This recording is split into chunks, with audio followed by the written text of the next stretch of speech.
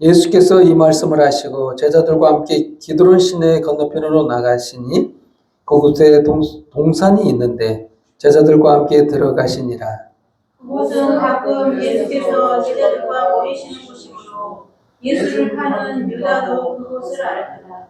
유다가 군대와 대제사장들과 바리새인들에게서 얻은 아랫사람들을 데리고 등과 횃불과 무기를 가지고 그리로 오는지라. 예수께서 그 당할 일을 다 아시고 나아가 이르시되 너희가 누구를 찾느냐. 대답하되 나사렛 예수라 하거늘 이르시되 내가 그니라 하시니라. 그를 파는 유다도 그들과 함께 섰더라. 예수께서 그들에게 내가 그니라 하시되 그들이 물러가서 땅에 엎드러지는지라. 이에 다시 누구를 찾느냐고 물으신대 그들이 말하되 나사렛 예수라 하거늘 예수께서 대답하시되 너희에게 내가 그니라 하였으니 나를 찾거든 이 사람들이 가는 것은 용납하라 하시니. 이는 아버지께서 내게 주신 자 중에서 하나도 잃지 아니하였사옵나이다 하신 말씀을 응하게 하려 함이로라. 이에 시몬 베드로가 칼을 가졌는데 그것을 빼어 대제사장의 족에 서서 오른편 귀를 베어버리니 그 족의 이름은 말고라.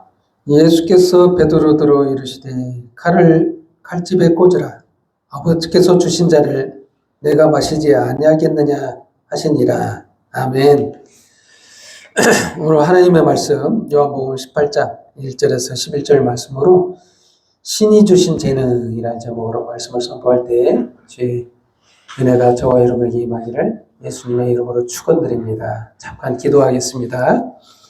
하나님 아버지 감사합니다. 주님이 주신 은혜를 이 시간 가운데 체험하며 살아가는 저희를 불쌍히 여기시고 또한 이 상황 속에 이 환경 속에 놓아주신 하나님께서 우리를 인도하시고 붙들어 주사 끝까지 주님의 나라로 갈 때까지 함께 하시고 주의 성령 가운데서 인도하시는 대로 뜻하신 바대로 살 수 있도록 주의 은혜 베풀어 주시고 함께 해 주셔서 감사합니다. 오늘 이 시간 주의 성령을 한없이 부어주사 참으로 주님의 기쁘신 뜻을 깨닫고 주님 앞에서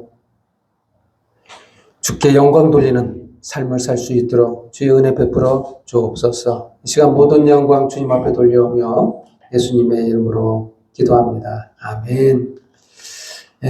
참 오늘 말씀은 예수님께서 잡히시던 밤에 있었던 그 상황입니다.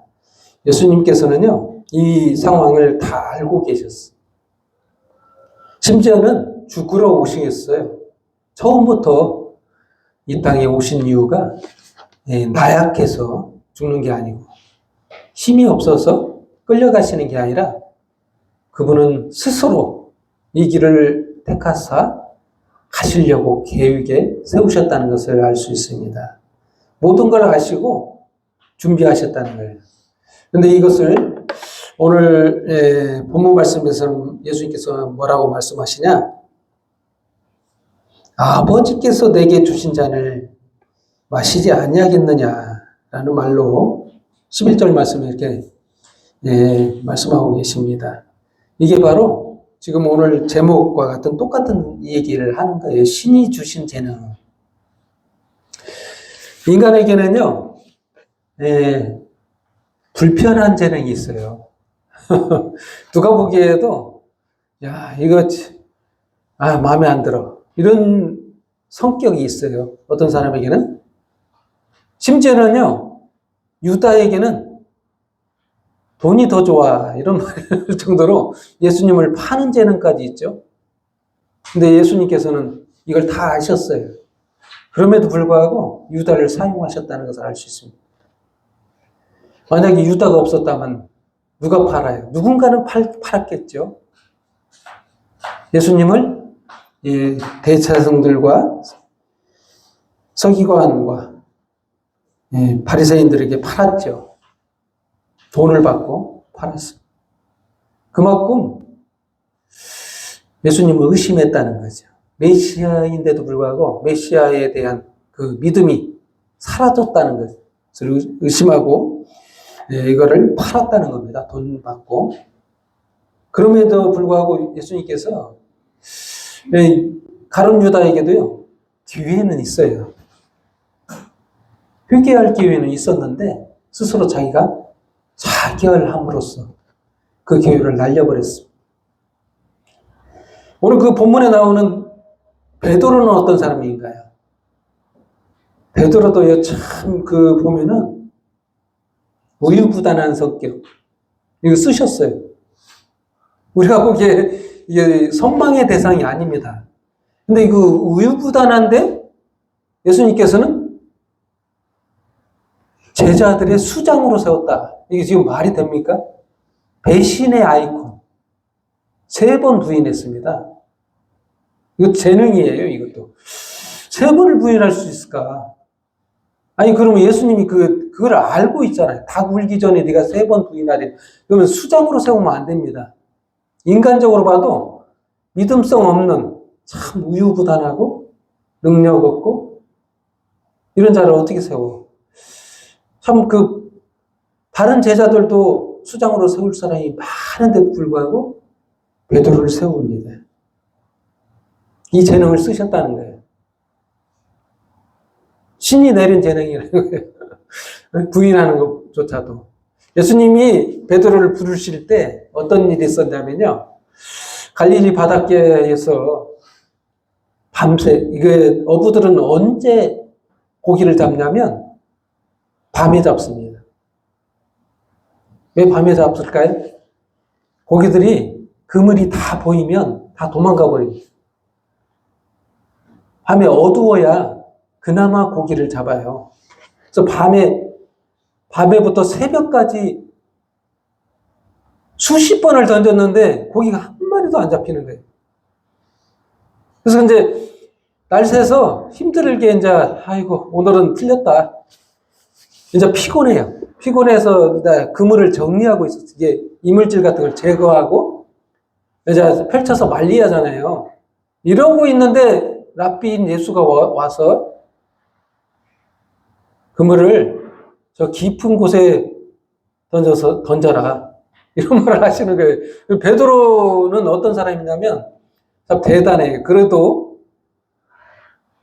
이게 믿음이 좋다고 이렇게 하시는 분들도 많은데 이거 사실 믿음이 좋은 게 아니라요. 속 생각은 다른 생각을 갖고 있어요. 나는 전문가야.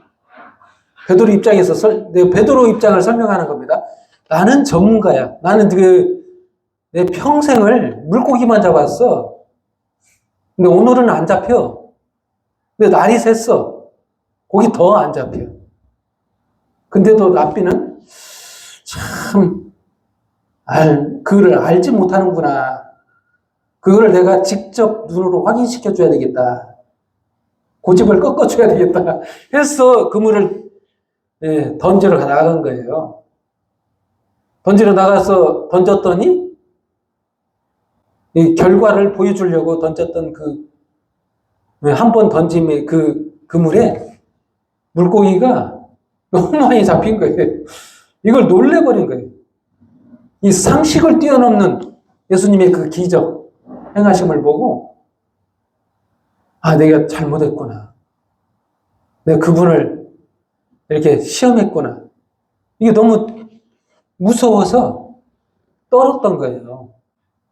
그래서 예수님 앞에 나를 떠나세요라고 말한 거예요. 난 죄인입니다. 그래서 그게 처음 만남이에요. 그러고 나서 그런 베드로를 계속해서 제자로 받아주시고 또한 갈릴리 바닷가에서 자주 만나죠. 배 위를 걸어가셔서 예수님을 보고 유령이라고 하시는 제자들이 있었는데 베드로는 주님이시면 나를 걸어오라 말씀해 주세요. 그러면서 직접 걸었죠, 물에. 그런데 조금 걷다가 또 의심이 났죠. 내가 이렇게 걷는 거 맞아, 이거? 그러면서 물에 빠졌죠. 그런 일이 있었고. 결정적인 거는 모든 일에 나서죠. 적극적으로 나섰죠. 그래서 울기 전에 3번 부인하는 것도 다른 제자들은 다 도망갔습니다. 근데 베드로는 예수님이 끌려가시는 것을 먼 발치에서 따라가면서 어떻게 해야 되나, 이게 공격해서 예수님을 빼와야 되나, 이런 염려로 따라간 거예요. 다른 제자는 다 도망갔는데, 오늘 본문 말씀에서는 또 뭐라고, 이 칼을 가지고 있다가, 이 대제사장의 종 말고의 오른편 귀를 베어버립니다. 이런 일이 있었어요. 얼마나 대단해요?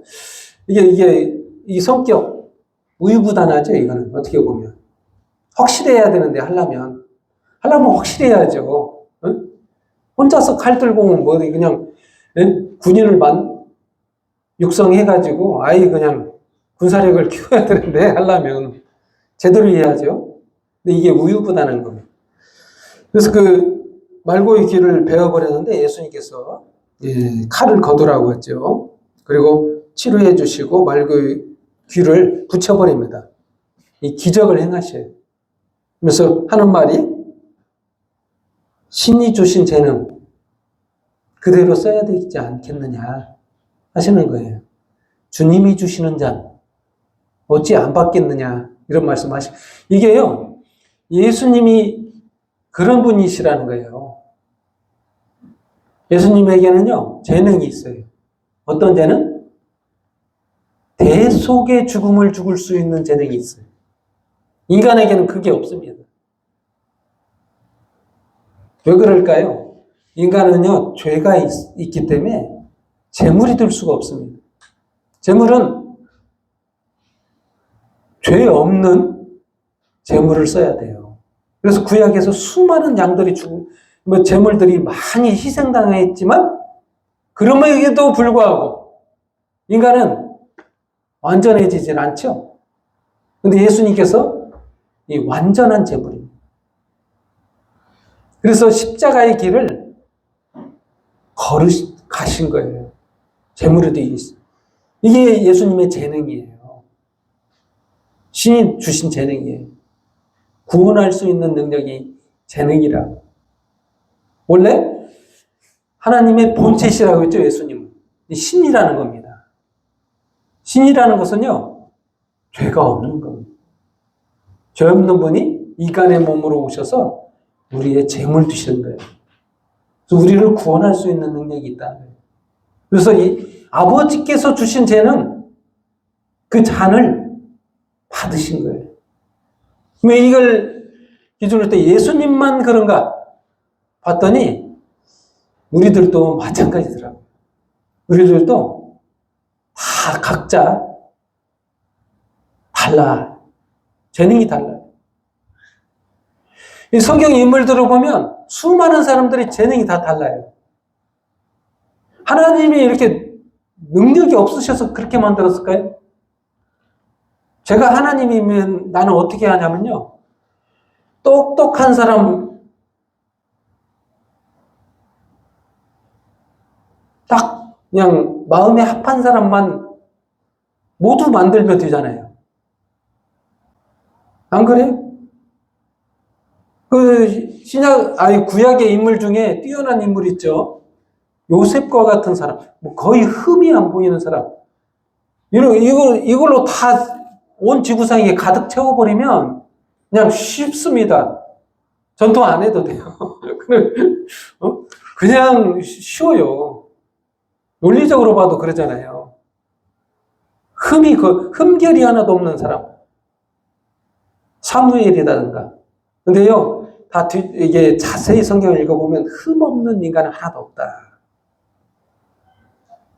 그 와중에도 약간의 흠들이 보여요. 사무엘 같은 경우는 자녀에 대한 그런 잘못이 좀 있어요. 자녀를 너무 놔줬다는 거죠. 제사장직 가라는데 엄청 잘못을 많이 저질렀죠. 자녀들이. 흠결이 하나라도 없는 게 아니에요. 그래서 뭘 말하느냐. 사사기에 보면 삼손이라는 인물이 있어요. 난 삼손의 인물을 보면서 깊은 감명을 많이 받았습니다. 삼손에게는요, 재능이 딱 한 가지 있어요. 힘이 갑자기 세지는 그런 재능이 있는 거예요. 그거 말고는 개차반입니다. 인생 들여다보면 진짜 개차반. 그 술 좋아했고요. 여자 좋아했고요. 거기서 많이 지냈어요. 대부분을. 기생 라합, 이렇게 드보라, 이거 뭐죠? 갑자기 생각이 안 나는데, 정말로 많은 삶을 개차반으로 살았는데, 그럼에도 불구하고 하나님이 그 재능을 쓰셨어요. 심지어는 잘못해서 재능을 빼앗기까지 한 그 삼손. 마지막에 힘을 다시 주셔서 그 힘으로 뭘 했느냐. 이스라엘 구원하기 시작했다라는 성경 말씀을 읽을 수가 있는데, 삼손의 마지막 그 부분에 보면은 이제 삼손을 통해 사사로 하면서 이스라엘 백성들을 구원하기 시작했다라는 표현을 써요. 삼손도 사사입니다. 사사라는 자격이 걸맞지 않는 인생을 살면서도 불구하고 하나님은 그를 쓰셨어요. 그 재능을 신이 내린 재능이에요. 흠결이 많은데 사용하셨어요. 모든 인간은요, 흠결을 가지고 있어요. 그것도 신이 주신 재능입니다. 이 신이 주신 재능이라는 말을 누가 썼냐? 누가 씀직할까요? 좀 재능 있는 사람들이나 쓸 수 있는 말이에요. 모차르트가 썼어요. 처음으로. 모차르트라는 사람이 음악가인데 대음악가입니다. 자기가 주신 재능을 신이 주신 재능이라는 표현을 썼어요. 이 재능을 썩힌다는 거예요. 그런데 우리들에게는 그게 맞는 말인가? 여러분 생각하기에는 그럴 거예요. 나에게 뭔 재능이 있다고. 하지만 이 세상에요, 상원이, 예를 들어서 상원이는요, 우주상에 딱 한 사람밖에 없습니다. 그 말은 무슨 말일까요? 응? 하나님이 왜 한 사람 만들었어?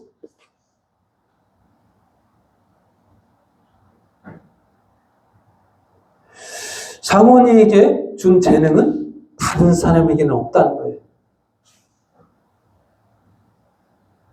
쓰겠다는 거예요. 그 재능을. 제각각 모두 다요, 다 다릅니다. 다 다른 이유가 딱 한 가지. 그에게 부여한 재능. 심지어는 이 부여한 재능이 고집스러운 성격이더라도 글 쓰시는 거예요. 사도 바울 정말 고집부통입니다. 고집이 엄청 세서요. 고집을 꺾기 위해서 성경에 기록한 말씀이 나오는데 환상을 보여주셨어요. 환상하러 너 이제 아시아에서 전도하지 말고 응? 유럽 쪽으로 응? 가. 이거 보여준 거예요. 말 안 듣길래. 얼마나 고집이 세면 그럴까요? 베드로도요, 율법주의자예요. 율법이, 유대인들은 기본적으로 율법주의자예요. 이 고집이 대단해요. 그래서 환상을, 고넬료라는 이방인 백부장이 있었어요. 안 받아줍니다. 이방인은 이방인이고, 우리는 유대인이고 구원받은 자야. 받아줄 수가 없어. 이게 그 당시에 전반적인 흐름입니다. 그런데도 불구하고 환상을 보여주셔서 잡아먹을 수 없는 동물들을 보여주면서 잡아먹으라. 3번을 보여줬죠. 그러고 나서 고넬료 그 집에 가라. 거기서 성령의 세례를 받죠. 그 고넬료 집안에 있는 모든 자가 성령의 세례를 받았어. 이방인도 나의 백성이다. 이걸 깨달은 거예요. 한마디로 말하면 신이 내린 부여한 재능. 이 재능은요, 우리가 생각하는 것처럼 그냥 훌륭하고 좋은 것만 재능이 아닙니다. 불편한 재능도 있어요. 나를 힘들게 하는 재능도 있을 수 있어요. 그것도조차 하나님은 쓰신다는 거예요. 그래서 우리들이 그거를 평가할 때 지적하거나 뭐라고 할 수 없는 거예요. 하나님이 주신 재능이 그것도 쓰신다는 거예요. 그게 하나님께서 나만의 그 재능으로 인정하시고 사용하고 계시다. 이걸 인정할 때 이 평안함이 찾아옵니다. 비난하거나 질책할 필요가 없어요. 하나님은 가까이 다 쓰고 계십니다. 신이 부여한 재능 마음껏 사용하세요. 괜찮습니다. 하나님이 그걸로 일하시고 계세요. 저는 그렇게 생각했어요. 하나님이 왜 이렇게 다양하게 따로따로 만들었나. 예를 들어서 이제 천국 가서 살 거 아니에요. 그런데 요셉으로만 다 만들어가지고 천국에서 1억 명이 요셉하고 이렇게 천국에서 살아요. 뭔 재미가 있을까요? 계속 이렇게 쳐다봐도 다 요셉인데. 재미가 있을까요? 잠깐은 재미있을, 저 이제 말 잘 들으니까, 좋네. 하다가 실증 날 것 같아. 금방. 한 사람밖에 없어. 덕윤이도 있어야 되고, 사모님도 계셔야 되고, 상원이도 있어야 되고, 수루씨도 있어야 되고. 이렇게 다양한 존재가 있어야만이 즐겁죠. 그렇지 않아요? 그래서 이 세상에 딱 한 사람 만들었다는 거예요. 2사람 안 만들었습니다. 아무리 훌륭한 사람도 이 지구상에 2를 만들지 않았어요. 여러분, 그걸 아시고 자존감을 키워주시죠. 하나님은 너만 보고 있어요. 너만 보고 있다.